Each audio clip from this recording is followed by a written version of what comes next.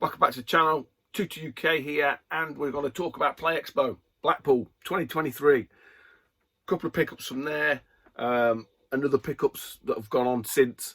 I have been a little bit, not say under the weather, because that's probably a bit of an exaggeration, but yeah, definitely caught the fucking Norbrecht T virus, has to be said. Throat has been shot all week. It's better now, but it's been shot all week. And yeah, so I thought I'll better get this video made, because otherwise I'll just not bother. Talking about it. So, and I do deserve, people do deserve some thanks. So Dainster, who very kindly drove up there, and we had Jay Cybersnake come along with us as well this year, which is nice. And we got the early doors, which was a nice change. Had a look around Blackpool, a little bit of it. And where did we a couple of little charity shops, charity shops. We went in a few, not many, nothing in there. And antique type stores, that's the word I was looking for, like little curio shops. And there was nothing doing in there, but it was nice to have a mooch around. At times did think I was in Amsterdam again, because it's like every corner you turn around you just got a whiff, got blasted by fucking skunk weed. But maybe that's just how some of these big cities are now, which is a bit of a shame, but each to their own, you know. What can you do? But it was like, can you smell weed? Yeah, I can smell weed. And then it got to the point where we just didn't bother saying it, because it was like fucking everywhere. But yeah, like I say, we mooched up there early doors, which ended up being quite a sensible thing to do, because I think a lot of people end up being late because there was like traffic jams or whatever, or accidents. You know, in terms of people that attended, the numbers were down. The atmosphere and the vibe, kind of, it's dying. It's dying. People still in their little cliques and stuff. Yeah, I tried to sort of, and I did speak to other sort of people, try to relate about, but you know, I think the sort of heydays, I suppose is probably the best word, are long gone. That's for sure. And it's probably just going to go its own way, and I kind of get that. Some people sort of said, "Oh, you're busier than ever," and I didn't really feel it that way, to be honest. I thought the event itself is kind of like it's just a reason. It's always been a reason, to be honest. And except for the very early ones, the early ones were more like a market. I've said this loads of videos before, and there were more independent stallers out and stuff like that. I think that the actual vendor hall itself this year was probably better, probably one of the best ones it's ever been. Less non-gaming crap there. What else was there? The machines were still broken. Nice selection of pinball machines, has to be said. We did venture in on the Saturday night to sort of the after party, so I got to play on some of the machines at last. So I had a few blasts on Outrun and Hot Rod and stuff like that. Afterburner as well. Outrun screen was still, that Outrun had been down all day. They got it back up. I can't remember, well, it was working in the evening, but the screen was like, looked like it had major screen burn. All the colours were washed out. Managed to get on the pinball machines playing Star Wars. That was pretty cool. Adam's Family and stuff. So yeah, you know, all in all, it wasn't a landmark Play Expo. Not as exciting, nothing as exciting to talk about, or stories and tales to tell as we did last year. You know, there's nothing really stand out in that respect. But it was nice to get away, you know, because you know, especially myself, it's nice to do the stalling outside of it, but sometimes it's nice just to go and not have to bother, not have to worry, but not have to put the effort in, I suppose. And play, you know, Blackpool's always been that way. It's always been the sort of go away and have a weekend and blow some cobwebs out, and that's what we did, really, to be honest. I'd say there was nothing fantastical about the actual weekend. It was just you know, a weekend away in Blackpool.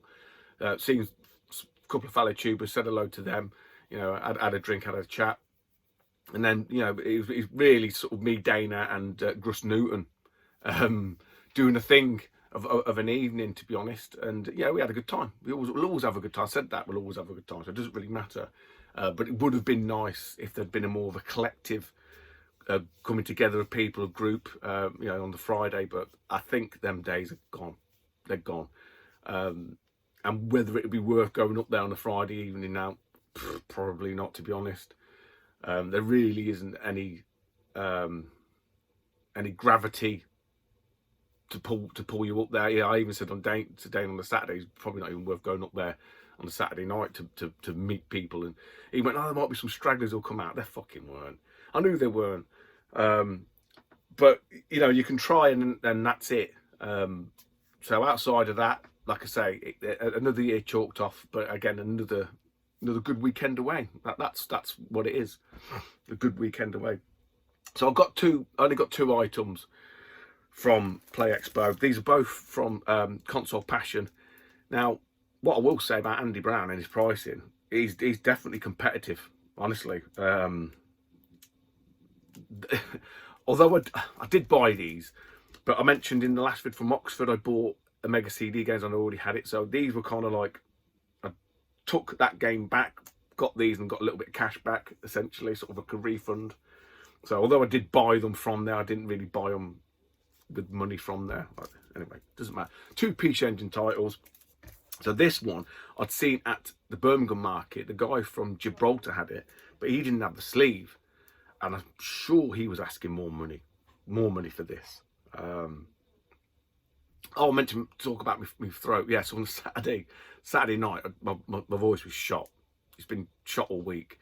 It's only just starting to return back. You can sort of hear it breaking now still. So I definitely got the fucking Norbrecht T virus. Anyway, right. So back to the game. Back to the game in question. This is called Mado o Granzort. So the chap at the Birmingham market, say he had it. I'm sure he had it for about 100 quid. I saw this on the shelf. I think it was on the shelf. Or it might have been in the case. The other one was on the shelf for sure. And I thought, well, that looks like a good price. But it's nothing to look at in terms of the cover. See, you can see 70 quid on there. I didn't get any money off these. But to be honest, I'll come to it in a minute. So it's in a little slipcase. So those that are eagle-eyed will notice this is the Super Graphics game. And obviously you need the Super Graphics to play it. I have got the Duo, analog Duo coming. It's all nice, all there and stuff. So this game is essentially, for want of a better word, a poor man's Cybernator. That's how we would know, or Assault Suits Falcon. We would know it's Cybernator over here. There is only four. There's only 4 Super Graphics games. I need 2 more. I need Aldines, and I need the probably more expensive one, which is 1943 The Revenge or 1942 The Revenge, I forget. Anyway, it's one of them. It's either 1942 or 43 The Revenge. So this is, like I say, it's like a poor man's Cybernator, I suppose, for want of a better word, which doesn't sound nice. But yeah, it's for the fact that it's on the Super Graphics, it really doesn't push the system at all. Obviously, I haven't played it because I haven't got a Super Graphics yet. I'm still waiting for the analog Duo. But it looks okay. It looks okay. It looks like a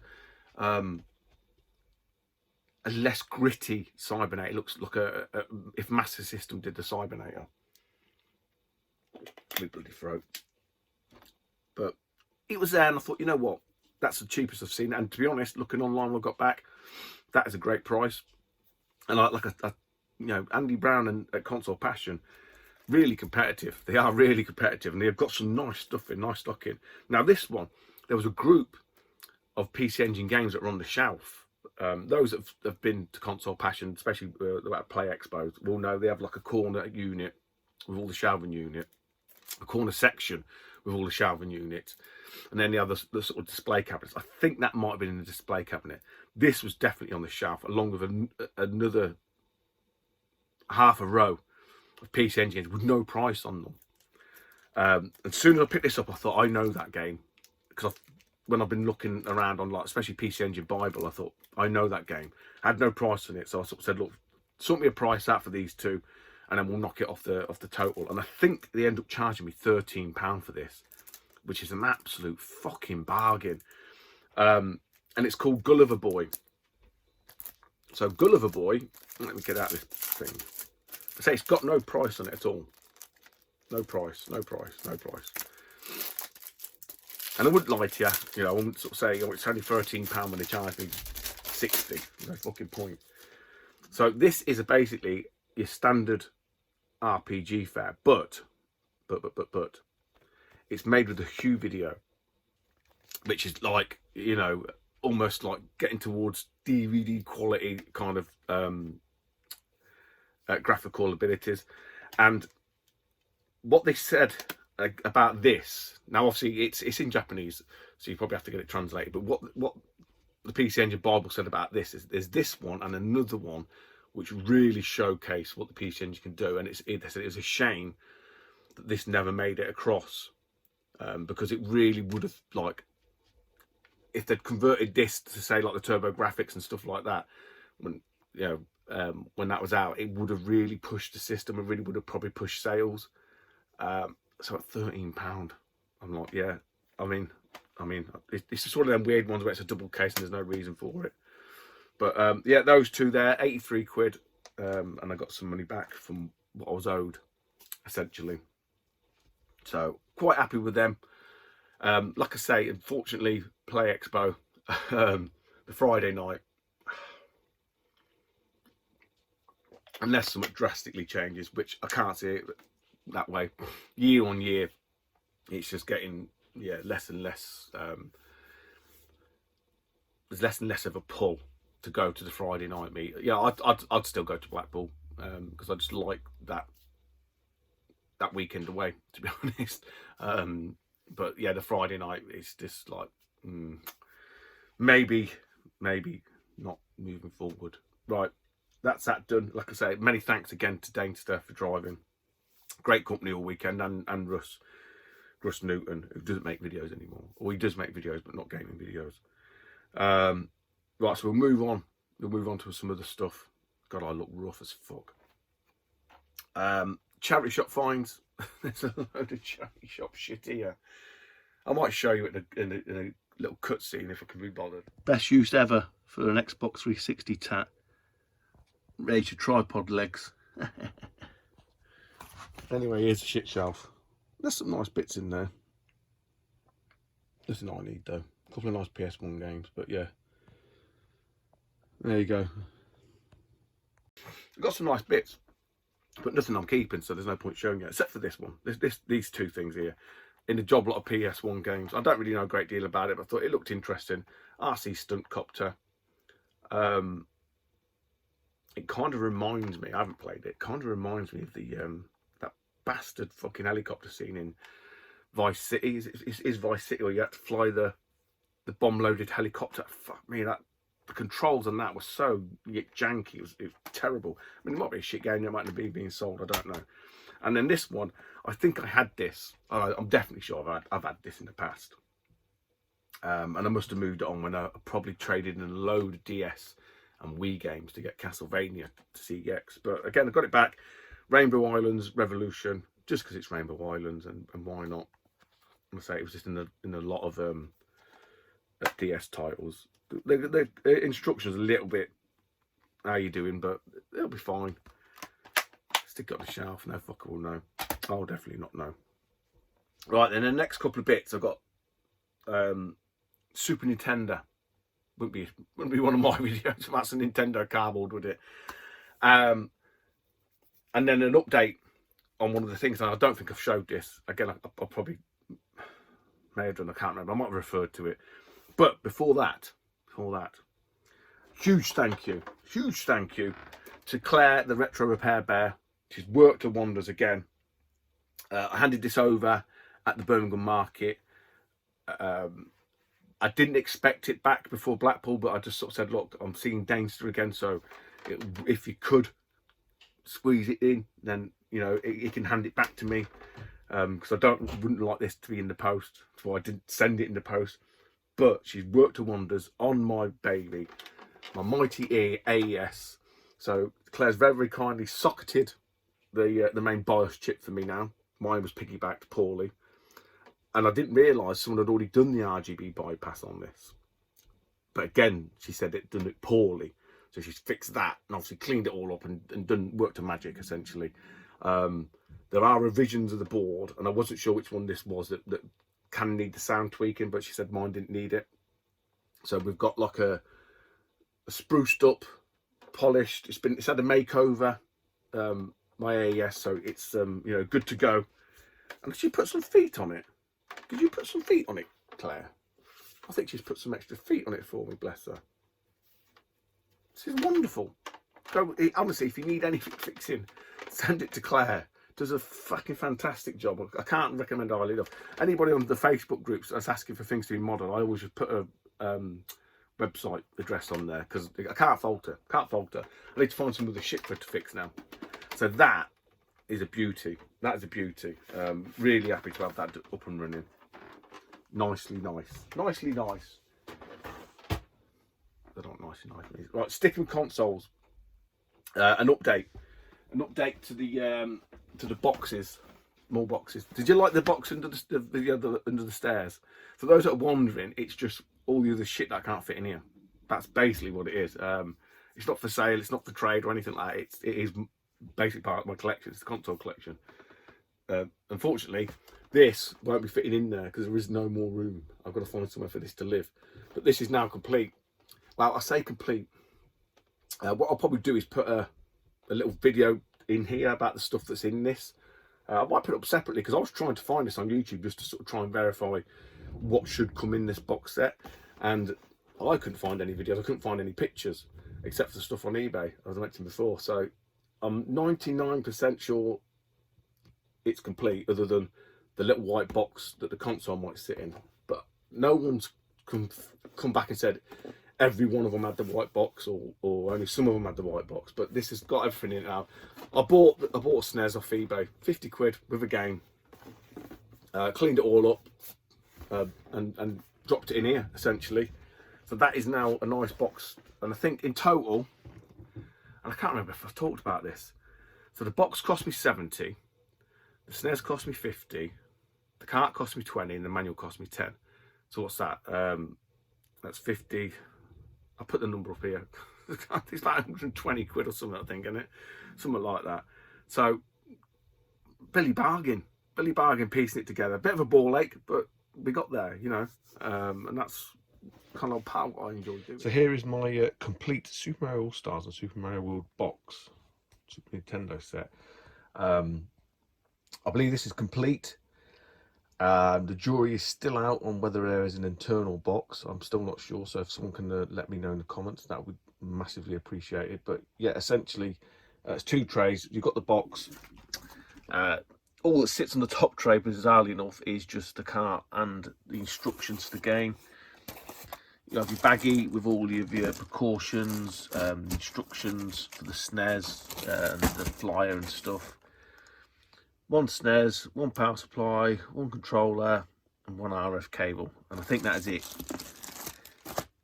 And obviously the box is like it's not one of the long thin ones because it needs to take both trays. But I say there are pictures of this section here being in a white box itself that then sits inside that. I'm not sure if there was different variations of the box set. If anyone knows, let me know. But for, like I say, anyone who wants reference points, that's kind of the complete set. There's nothing else that goes in that, as bizarrely as it sounds and looks. So yeah, and I put this together at that time of recording. It was £70 for the box and the polys. It was 50 quid for the SNES, 20 for the cart, and I'm going to say a tenner for the manual, so 150 quid. That is not a bad price. That is not a bad price to piece this together. So it is doable. Patience and you know, dropping lucky, I suppose, is all part of the game. So yeah, hope this is useful for somebody. Up on 17 minutes. Right, we'll quickly run through these. A couple of, again, cheap, cheap, off of CEX. Took a flyer. They come through complete. I still need to I think I've done some doing. I probably need to iron these. Easy an iron. We've got Gary Kitchen's Super Battle Tank.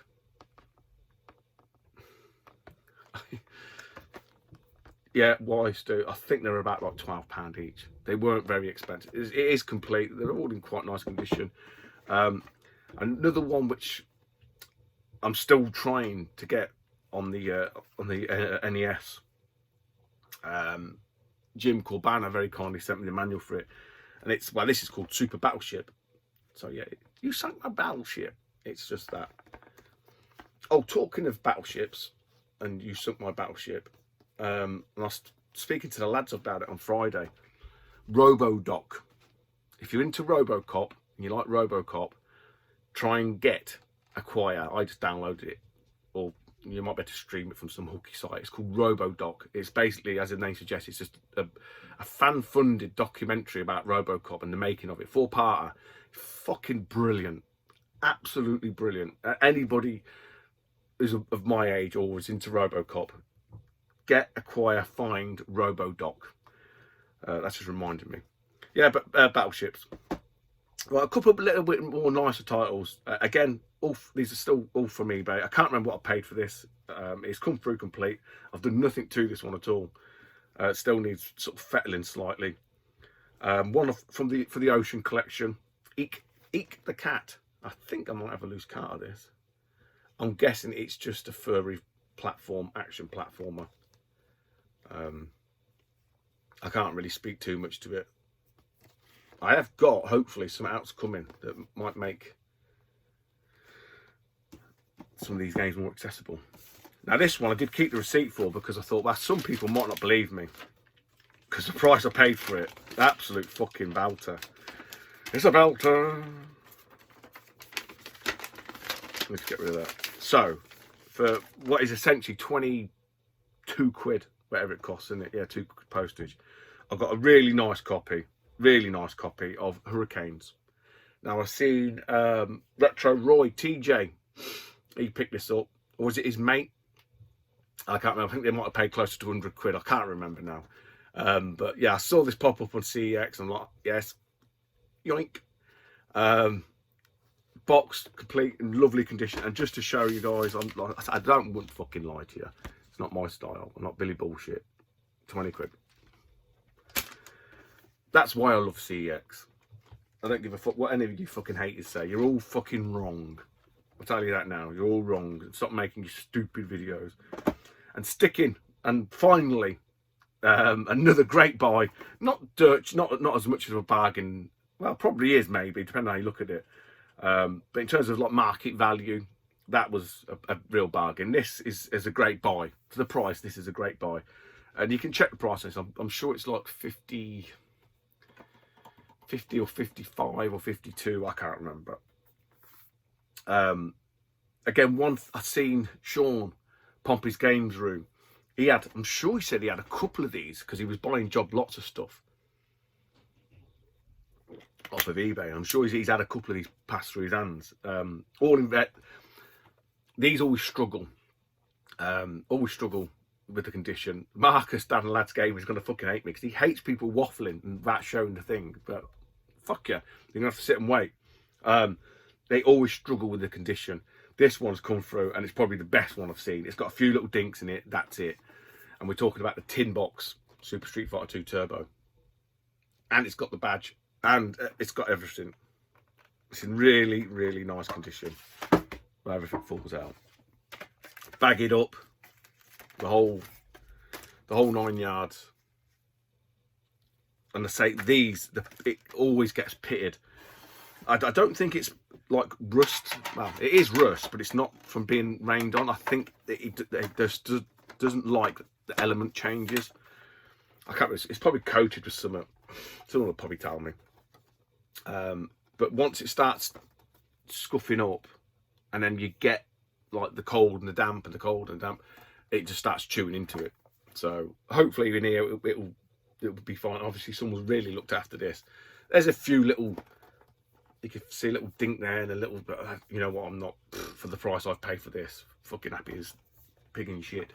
So that is it, guys. Like I say, in terms of events coming up, moving forward, it's London November the 22nd or something like that, 26th.